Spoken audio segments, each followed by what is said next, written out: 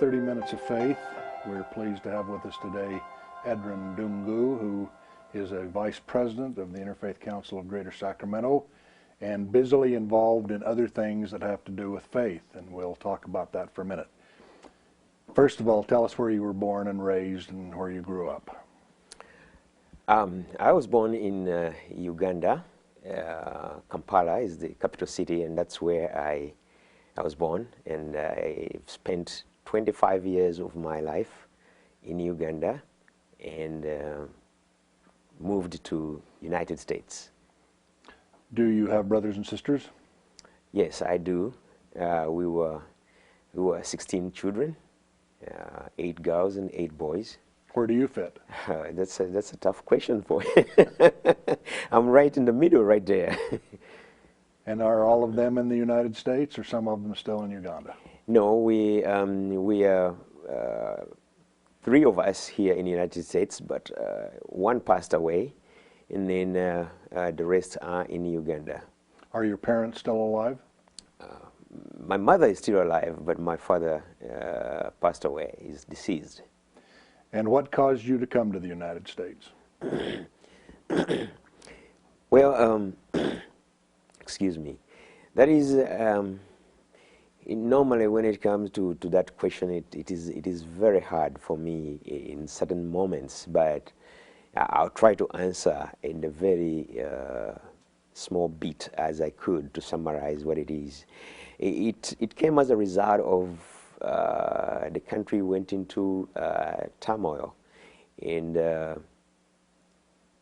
I was going through school, and then my father got murdered, and I tried to leave the country, but I wasn't allowed to go, and so my mother took me to the next door, which was Kenya. I stayed there for three years, and I needed to come to the U.S., where it was going to be feasible for me to do my education.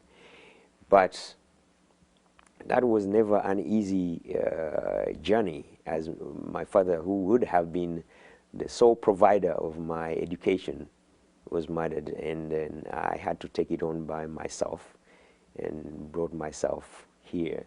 And the first thing I did was to ask for admission in the school, and that's where I was admitted. So the embassy gave me a visa to come to school for study, and I came to do medicine as my concentration in education. And this, in the middle of that, I changed it as a result of not being able to get funds from the home country. Had to work and go to school, so it was just too much for me. I changed it to business administration. And where did you go to school in the U.S.? I went to, first I went to City College, and then I moved to American River College, and that's where I graduated from, American River College, and then to California State University.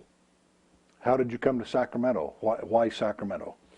Sacramento, because that it was, Sacramento was, I had my uncle who was here during Nixon's time, and he found out that this was the place that had almost close climate to the one in Uganda. So he kind of marketed Sacramento, because he went through California State University and then to Mark George School of Law. And he was a well-educated man, trained in also in Scotland Yard as a detective. Really? Yes. And so when he went back home, he was the commander of police in the whole country. And so he kept on telling us about Sacramento. Then I put in my application to the school. That's how I got my admission. There was an international student advisor who was also in Uganda in the 60s, who was welcoming, and we were welcomed to come to Sacramento. How much turmoil still exists in Uganda? Right now, Uganda is, I should say, with an exception of having a leader who has stayed in power for almost as long as I have been here. Because when I was coming, he was just coming in. He was just 10 miles away from getting into the city. That's for me, that's what I see. But he has been able to maintain peace in the country. And so the country is at a point where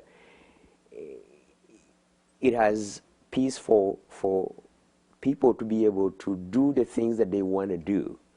He has opened up many opportunities for businesses, for schools, for tourism, and all sorts of things that can happen in Uganda. It's a free economy right now, and you can see right now the Chinese are coming in in big numbers. The Indians are back in the country.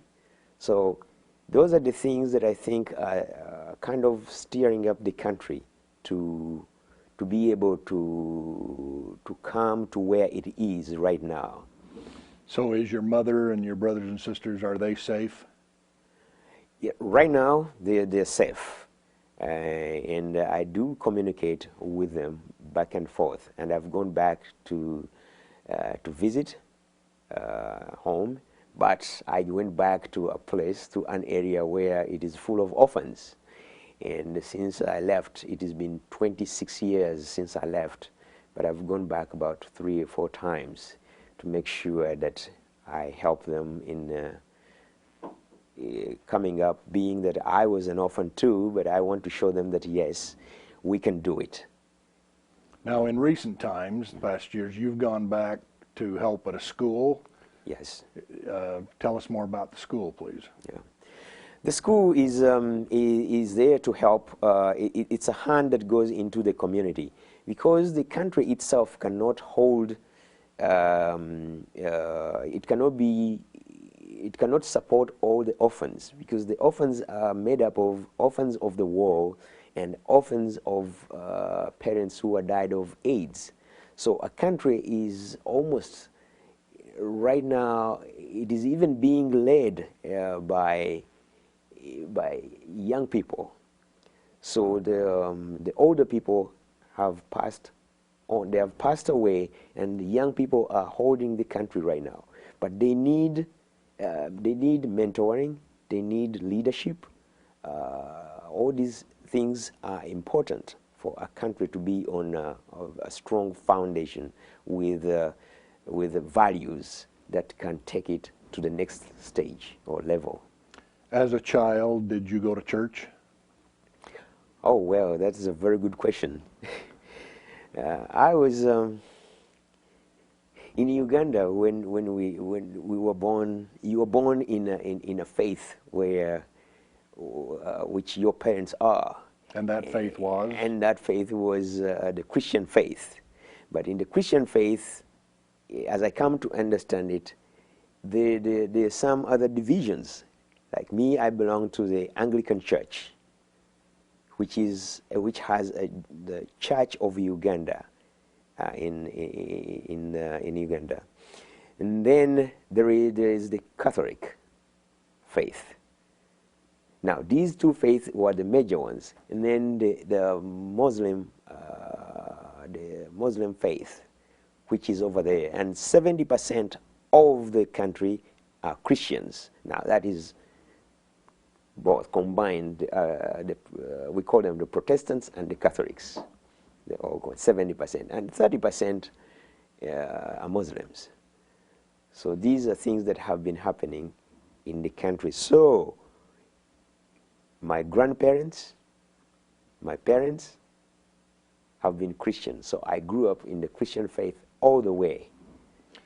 I was talking to Father Anthony down to St. Francis down the street here some months ago, and we were talking about the Protestants and the Catholics and Christianity as a whole, and he said to me, when he was a young man, people would say, well, I know you're a Catholic, but when are you going to become a Christian? And he said, I am a Christian. You know, Jesus is central to our church. And he said, one of his friends said, no, no, you're just a Catholic. And he said he laughed over it for quite a while, that he thought there was a great distinction between being a Catholic and a Christian. Now, are you active in a Christian church here in Sacramento? Yes, when I came first, I got a little bit confused. I said, where should I go? Because I landed on 21st and I. That was my landing place. So I looked for a church to go to that was similar to ours. It wasn't that easy for me to do. But when I walked down the street, so I landed on to the Presbyterian Church on Carlson Drive, H and Carlson. And since then, that has been my church, and that's where I've been a member of Fremont Presbyterian Church on H and Carlson. And that's a strong, active congregation here in Sacramento. Yes, we've been having about 1,500 congregation membership in that church. Now, are you married and do you have children? Yes, I got married in that very church in 1992. I have a wife and 4 children. Is your wife from Africa? Yes, my wife is from Africa. Is from Uganda, but we met here. Ah. Yes. And do your children just view themselves as they're just Americans?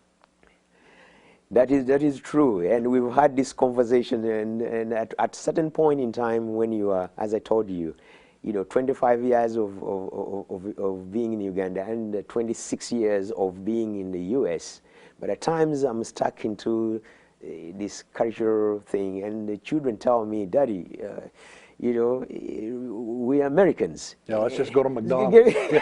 And that is kind of hard to, kind of hard to take. But I've come to understand, being that we all have different perspective on life, and being here for 26 years, I've come to assimilate in the American culture, that I accept now everybody as I see them, people from different faiths. Actually, last night I met my sister-in-law called me. He was telling me that I'm so much involved in church. What does it mean to be married to a person who of different faith? I said, don't let religion be in the way of what you need to do. We should transcend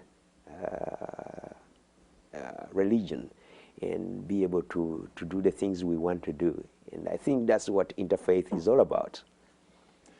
I was going to say, we have grandchildren whose father is from the South Pacific Islands, and our daughter tries really, really hard to help them understand the cultures and the ways. Grandma's been here and spent some time on several occasions from the islands, and our daughter wants their children to understand all of that, but they don't really care right now. They're just American kids. Can we go get pizza and whatever else? They haven't quite latched onto that, and we're hopeful that they will, because half of their lineage is from another culture and another place, and we'd like them to know that. So, do you have hobbies? What do you do in your spare time? Yes, I do, but I want to go back a little bit on the question that you asked regarding the children. At a certain point in time, I would like to make this clear, that cultures are the foundation of families, and we cannot throw them away, because when you throw that away, it's the identity that you have. And as you grow older, you begin to ask, who are you? And when you have that question and you don't have answers, really you can't, it's kind of hard to move on. And what are you going to pass on to the children? Yes, they can be Americans, but they need to know their roots. And with those roots, it helps us to know who we are. It gives us the self-esteem in everything that we do. My mother grew up in the home of a rancher and a farmer, and so we knew all about cattle and raising food and all of those other sorts of things. My father grew up in a home where his father worked in the timber and was a logging expert who, in his spare time, hunted down mountain lions and bears that were killing other animals and that. And so on the one side, we heard all the adventure stories of the mountain lions and the bears and the big trees and all those other things. On the other side of the family, we heard about how to grow watermelon and cantaloupe and corn, and then, you know, how to brand and how to break a horse and all those other kinds of things. So even in just an American family, the cultures can be very different when they're brought together by a man and woman who marry. And then, so you make a really good point there. That will be wonderful if your children can have a fine balance there of what's from Uganda and what's from California. Thank you. Now, how did you come to Interfaith?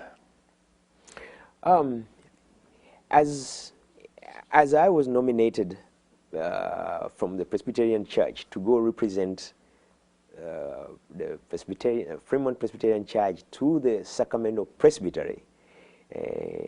Sacramento, just to let you know a little bit about there are many Please. Presbyterian churches in Sacramento, and the Presbytery is the next level of leadership in the Presbyterian churches. So this is a place where you get nominated and you go to serve on a committee.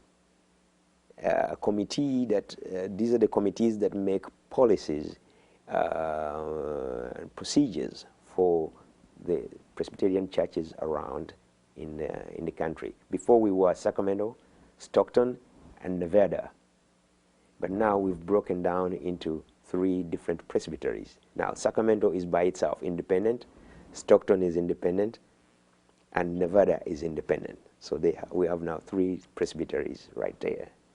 Who do they answer to? I mean, is there, if they're like a diocese in the Catholic Church, is there a Presbyterian Church of America or? Yes, right now the next level of leadership would be the synod.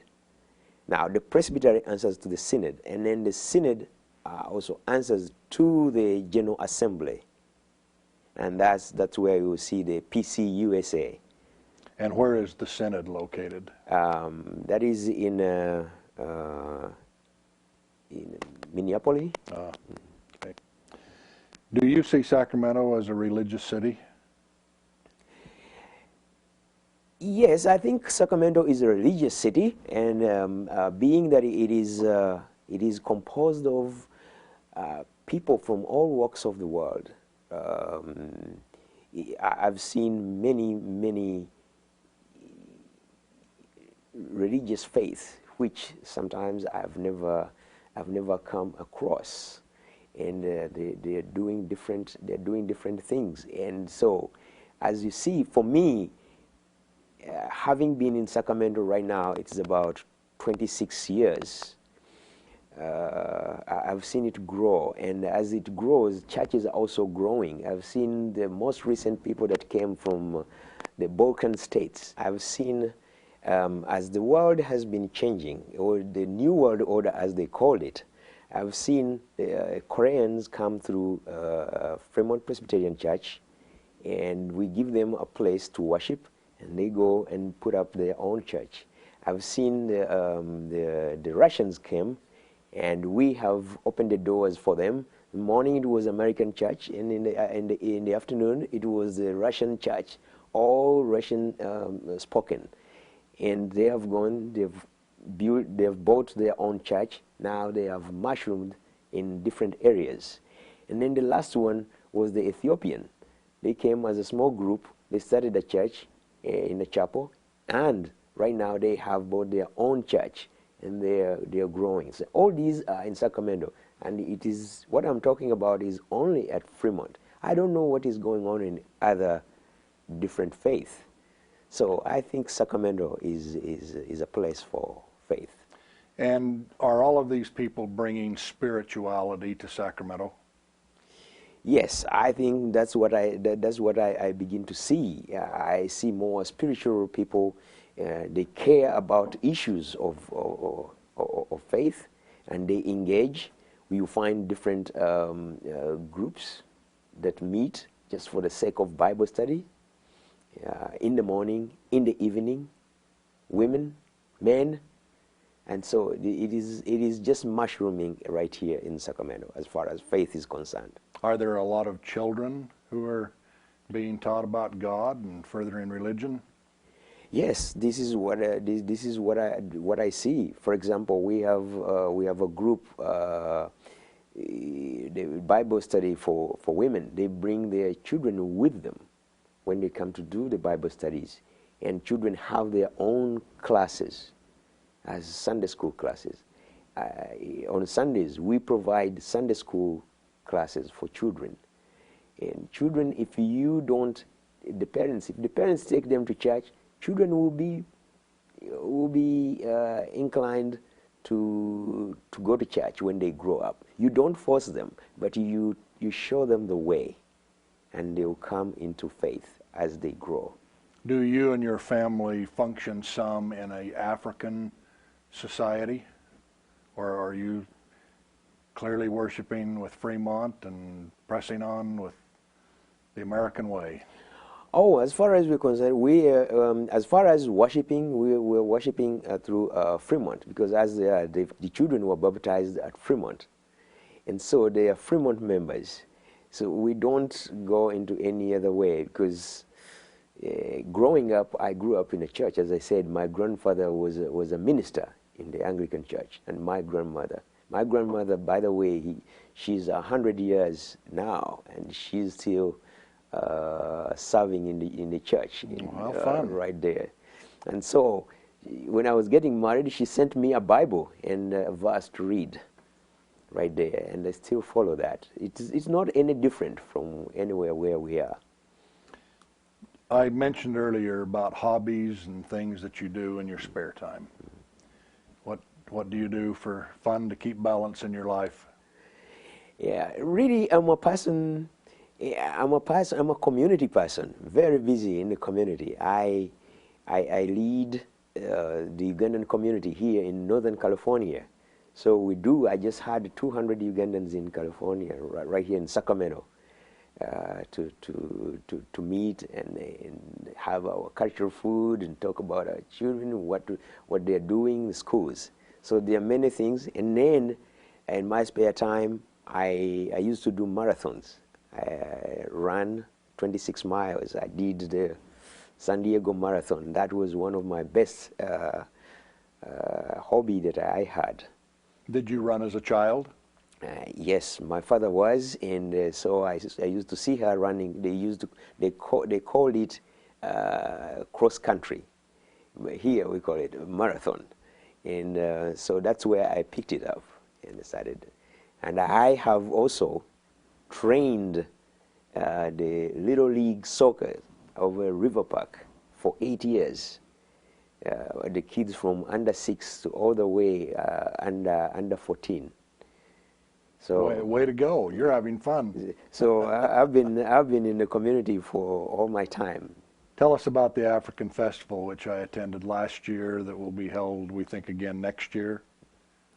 Yes, I think the African Cultural Festival is a wonderful thing to have here in Sacramento, as you have many Africans which we haven't been paying attention to. They're centered right here in Sacramento, in different areas, and you find they do worship, like the Kenyans are in Rancho Cordova right there. They're trying to put up small churches and all that, but I think when we bring in the African Cultural Festival, it will bring all Africans together, and even the non-Africans, the Africans in the diaspora.